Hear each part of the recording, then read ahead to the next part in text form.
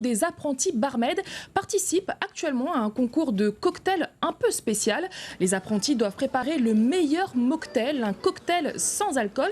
Et pour nous en dire un peu plus sur ce concours, nous rejoignons en direct Éric Fontaine, le directeur général de l'AFPAR.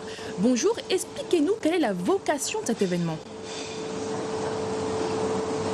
Bonjour, écoutez, cet événement, c'est la concrétisation du positionnement de l'AFPAR sur un des actes de sa responsabilité sociétale en tant qu'entreprise citoyenne, sur le syndrome d'alcoolisme fœtal.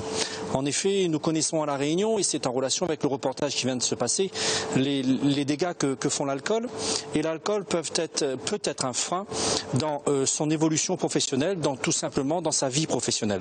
Et nous avons souhaité à l'AFPAR, avec d'autres sujets aussi, tels que le diabète, la sécurité routière ou les violences conjugales faites aux femmes, mettre un accent aujourd'hui sur le syndrome d'alcoolisme fœtal et les dégâts que peuvent causer l'alcool dans la vie professionnelle que peuvent avoir demain les stagiaires lorsqu'ils auront trouvé un emploi. Donc c'est extrêmement important pour nous de mobiliser les gens sur ce qui se passe sur ce sujet. Se tient jusqu'en début d'après-midi. La meilleure recette retenue sera sélectionnée par un jury et cette recette sera présentée lors d'un prochain événement. Vous pouvez nous en dire un peu plus ? Alors tout à fait.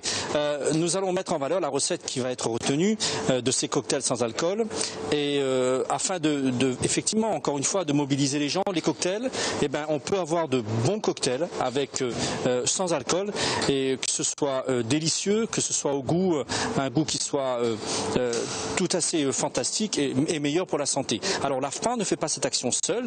Nous sommes avec le CEVIF, nous sommes avec l'UDAF, une des associations familiales, et nous sommes aussi avec le docteur Lamblin qui s'occupe du Safton à La Réunion et qui s'occupe à mettre en valeur ce mal qui ne touche pas seulement La Réunion mais qui touche aussi le monde entier, mais dont l'origine, la mise en lumière de ce syndrome s'est fait à La Réunion. Donc l'AFPAR, c'est avec plaisir que nous participons à ça. Merci Éric Fontaine. Les résultats seront connus dans l'après-midi. Plus d'informations dans notre édition de 19h.